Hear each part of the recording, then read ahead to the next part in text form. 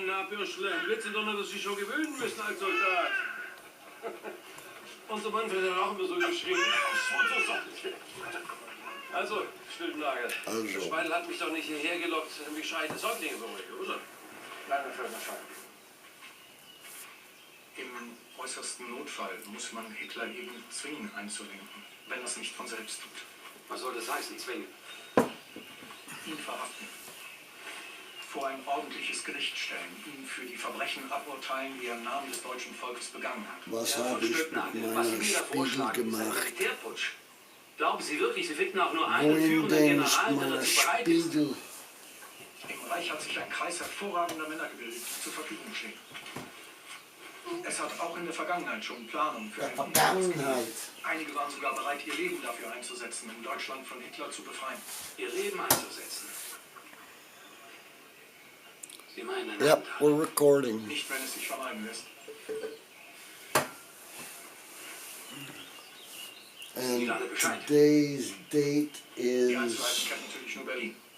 Was Sie von mir verlangen, ist Hochverrat. Hitler hat Deutschland schon längst verraten, Herr Feldmarschall. Wenn wir hier im Westen nicht schleunigst zu einem Separatfrieden mit den Briten und Amerikanern kommen, stehen die Russen im Herbst in Berlin. Yes, it's the 20th. Auch Sie haben einen Eid geschworen. Vergessen Sie das nicht.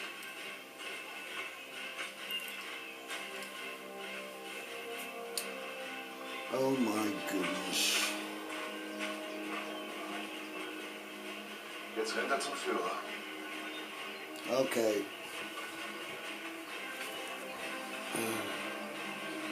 The time is now, well, midnight plus 50. And the date is now the 20th of May 2014. I'm watching DRK Culture Channel, and this is a German movie entitled Rommel. It's a reasonably modern movie. It's supposed to be as historically correct as what we were able to surmise. And besides, it's good practice listening to German.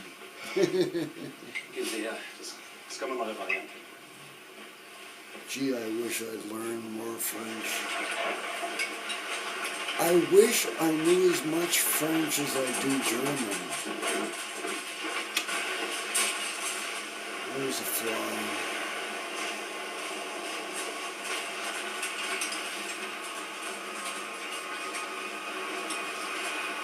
Anyway, I'm dying, but aren't we all?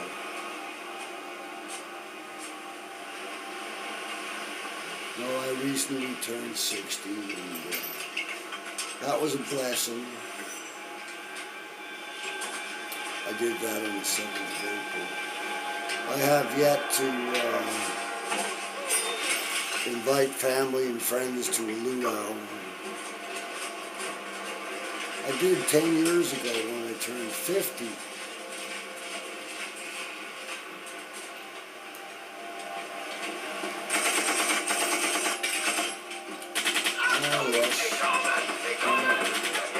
And the guns chatter again. Come on. We don't need the bang bangs too much. But I would like to listen to the dialogue. I mean, just for the sake of the German.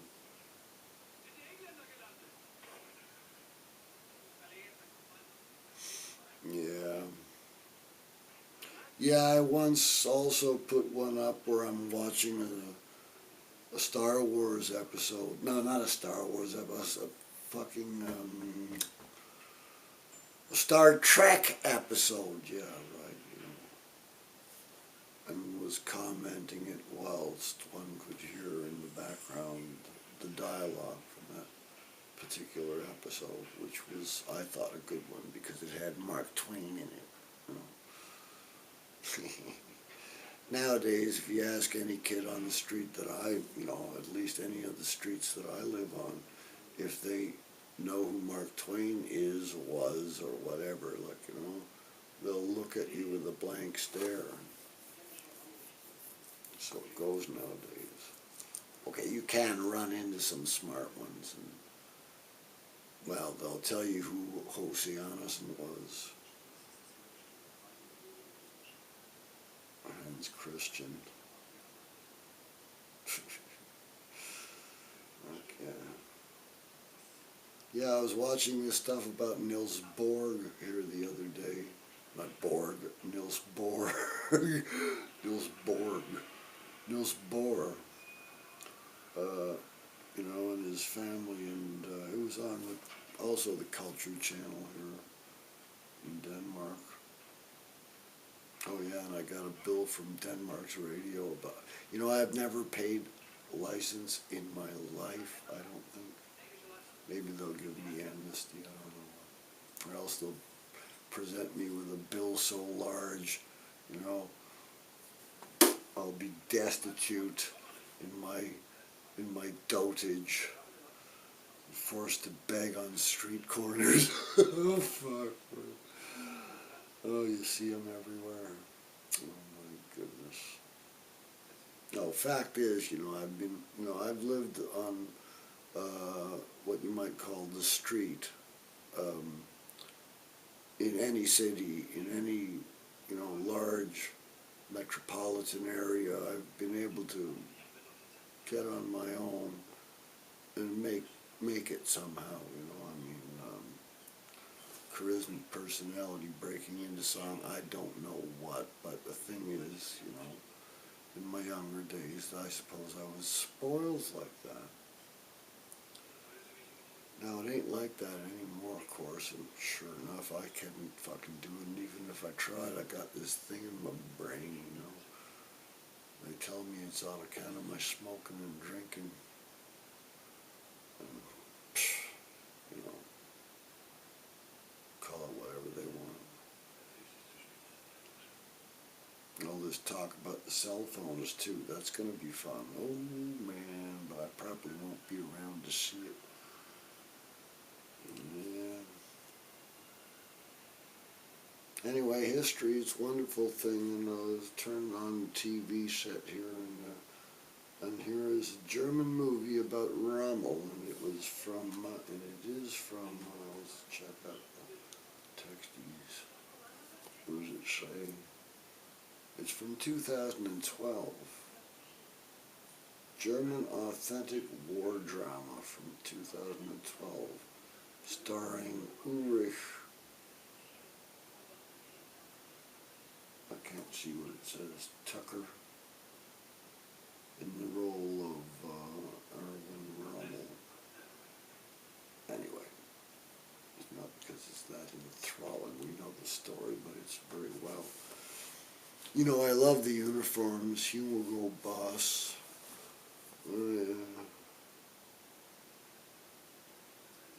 Oh yeah, I can't remember if I told you this or not, but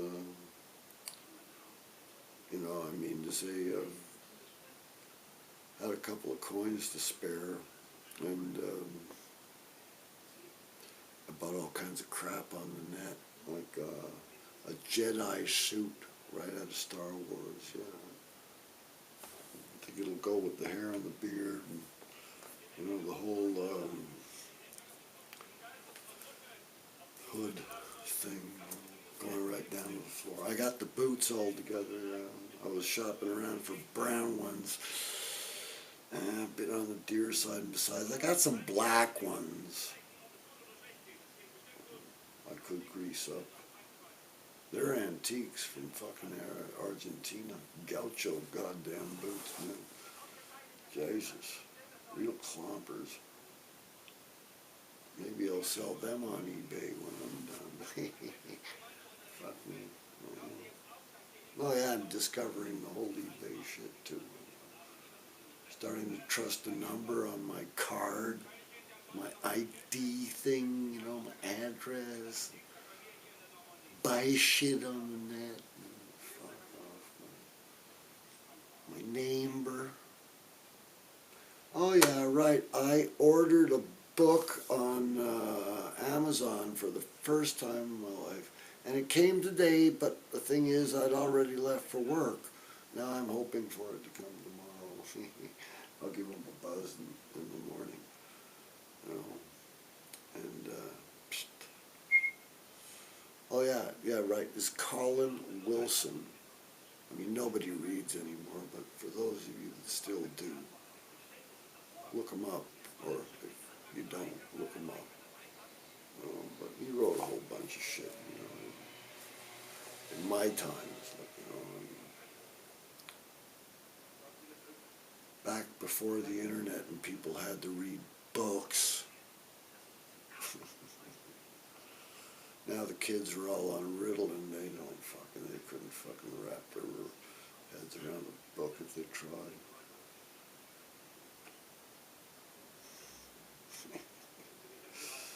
Oh, Jesus. No, we are living in Denmark. I am living in Denmark, and this is for posterity.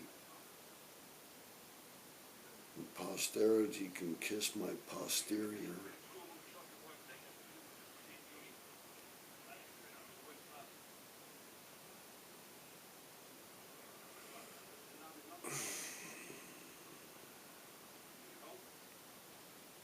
I'm getting lamer,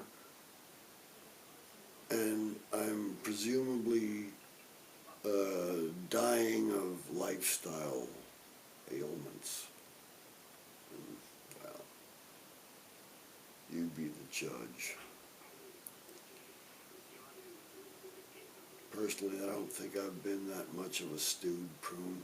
You know, I always hated drunks. Like my brother was a drunk. Lots of my family were certainly, you know, and I mean to say, you know, that's cool. That's the way things went back in them days, you know. You don't have to go very far back in generations, but I mean, I think that somehow or another I was genetically already sort of insulated in some way or another, because it's always seemed to me that people were doing the most stupid fucking things imaginable while they were pissed out of their fucking skulls. You know? And I enjoy my beer, of course I do.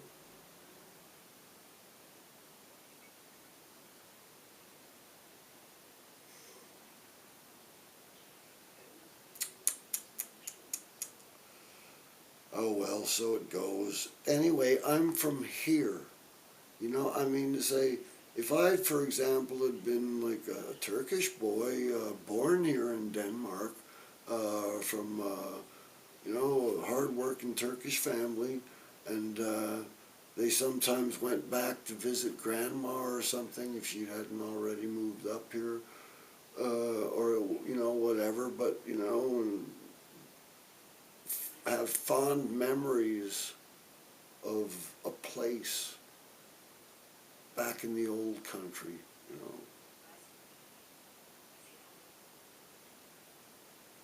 I think that must be wonderful. I mean, I was an immigrant to begin with, you know, I was born in Canada. But my folks come from here.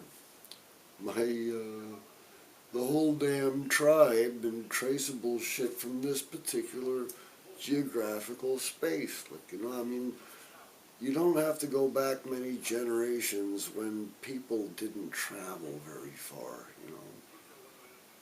And maybe things came in waves. I mean, a great many, you know, Dutch and Poles and everything. I mean, you know, there have been waves of immigration. I mean,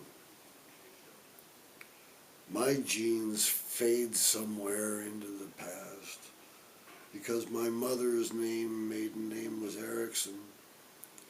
We've always, you know, and Swedish Eriksson and stuff, always imagined ourselves somehow or another, you know, way back with Eric the Red and his kid there, Leif Erikson, discoverers of America and the rest of it.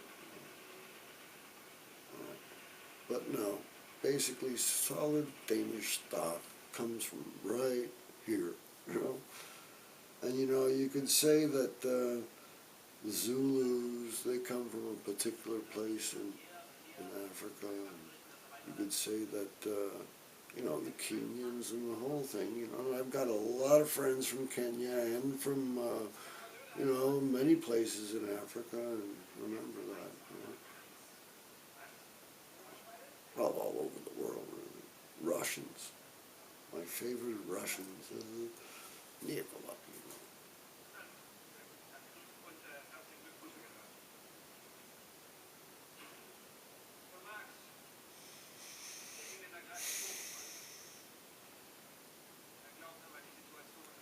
Anyway, this movie about Rommel here.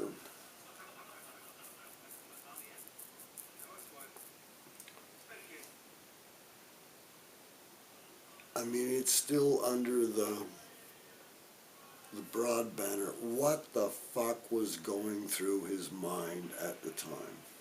This is what was going through Rommel's mind, or as best that they've been able to recreate it as far as I can see, you know. And he does come on a hero, you know. I mean, he's trying to save his guys. He's trying to fucking be as strategic as he possibly can. And he doesn't believe necessarily in the Fuhrer, but as a Prussian, he has his fucking duty. And he does it.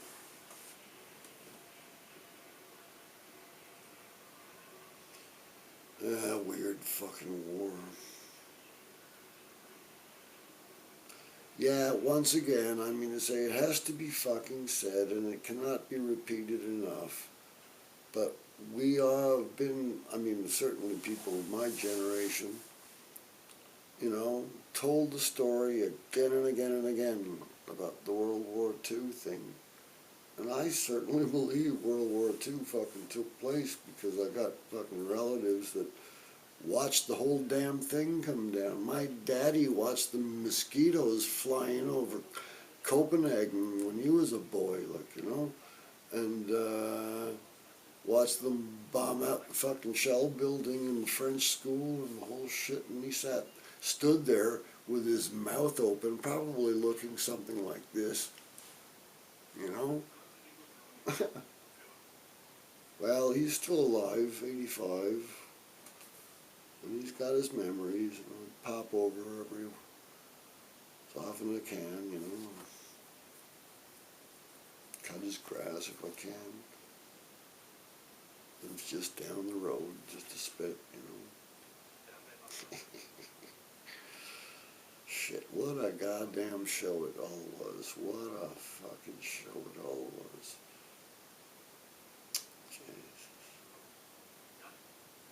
I got a lot of people to thank, you know, before I go. I mean, before I take my final bow. And I got a couple of numbers to perform too before I do, you know. But anyway, one of them is this whole fucking Bilderberg shit, you know. Or not shit, but, you know, the whole thing is coming down in Copenhagen, and this is my turf type of thing, you know. I know my Copenhagen since at least 1967, since 1967. Also a little before that. But yeah.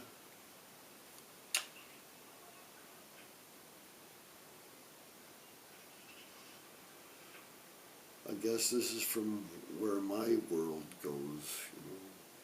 I'm that little Turkish boy's village someplace, or that little Pakistani boy's village. This just happens to be my village. And like my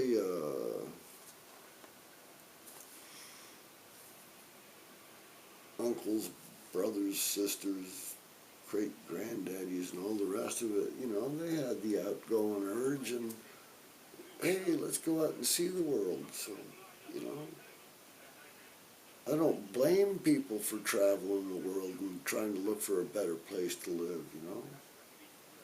I think that's cool enough. But as for me, you know, I've been out there Now I'm too old to go any further. And I find that I've come back to where the whole damn thing is from, at least for the last couple of 100 years. I don't know where they came from before that. Disappearing in the mists of the fucking annals of goddamn genealogy and all the rest of it. And my name is Kenny Bro, with 2 O's, and I can explain why the 2. Because there's another Bro family in this country. Maybe there are more. But anyway, I generally tend to say that the ones with the 2 O's are my kith and kin somewhere out there. And then there's the whole line of Ericksons, and they stretch out there too somewhere, you know. Professionals would be able to figure it out. I have only once fathered a child, and that is my daughter Sarah. Doesn't talk to me since she was about 11 or 12, I can't remember. Think about her every fucking day, I'll tell you that. I want to watch you die, Daddy, I think was what she was saying. I don't know, I was just trying to do the best I could under the circumstances, man. I saw her mother this past fall, 2013. Unfortunately, somebody was filming it, but he says he threw the pictures away. He's probably lying.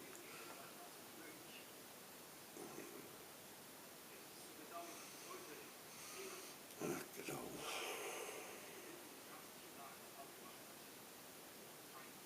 Anyway, there is Rommel.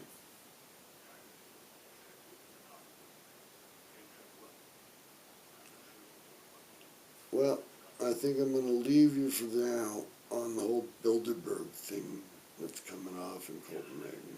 And, I'm going to be there.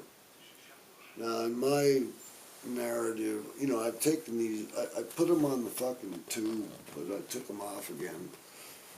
But what I did was, you know, I bragged openly that I was going to manifest the Dibble himself and all his minions on that date at that time that has not come yet. You know. And, you know, full of myself, it was a Friday, after work, sit down, have a beer, turn on the TV, turn on the tube, turn on the camera, and brag. And I did, and I says I was going to manifest the devil himself. And I also showed a tool that I was going to use, which was the jaw harp, basically getting people to vibrate and breathe, you know, rhythmically possible, you know. If nothing else was happening, bring a camera along. Well, anyway, the very fucking next day, because I was going to go in and shoot, you know, I didn't fall or anything like that, but I fucking woke up and, you know, my tumor had finally popped, and my left side just went numb, you know, face. The rest of it, can't play guitar. I'm still trying to train it up. And of course, you know, doctor says, well, it's your own fucking fault, you know. Living the way you do. Yeah, doc, I guess you're right, probably. Well, maybe we'll find out if those neat phones had anything to do with it.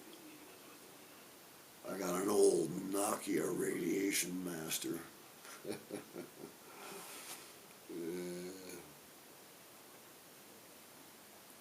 Yeah, I mean to say it's right behind your ear where, you know, or someplace up there.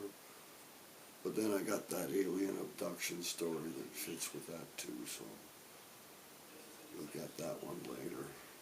You know, the one back in 1974 or 75. So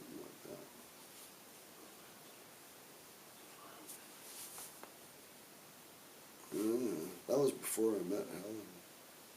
Good story. Better remember to tell that one. Yeah. So that's Rommel talking to his Fuhrer.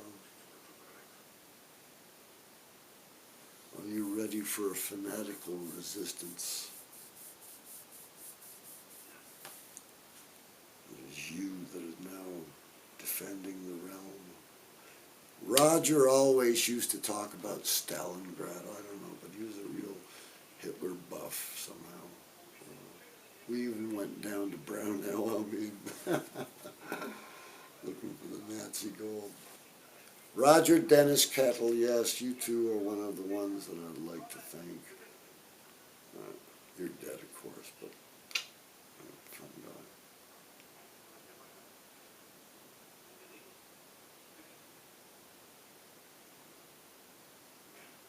Don Partridge, of course, for fuck's sake, man, he's also dead.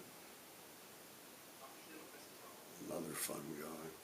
Or the funnest guy, you know. He was the goddamn king of the street singers. Roger might have been queen of the street. I don't know. Yeah. Jim Pizza, if you ever see this, love you, man. Phil Free, if you ever see this, I love you, man. I've seen some of the stuff that you've put on there. I believe you're probably still alive. Somewhere in Denmark, yeah. Give us a call if you ever see this shit. Helen Smith, of course. I hope you're alive and doing well. And I hope you had kids. You're going to need an army to take care of you. Yeah. Clovis, of course. I mean, you're my closest. I could phone you at any time.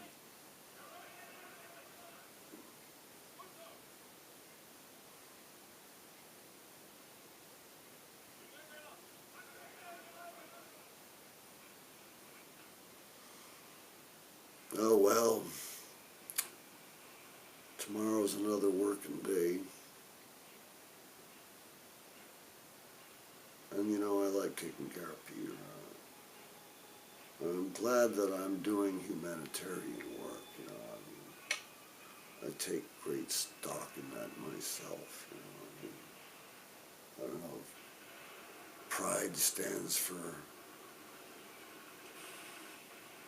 fall or whatever the thing is, any kind of, you know, shooting your mouth hubris out of this, but no, I mean, you know, I knew I was going to be here around this time, and I have to say I did take fucking precautions by becoming this social engineer, social educator thing,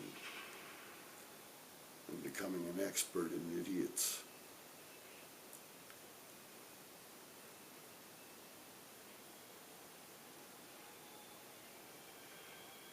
Expert, but at least one licensed to deal with such.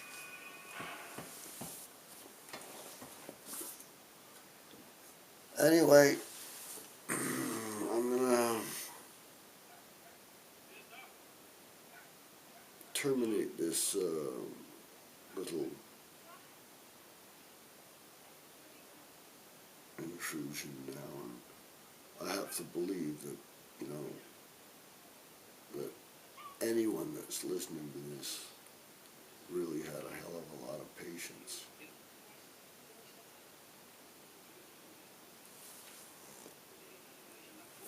Kenny, Copenhagen, Bilderberg, 2014,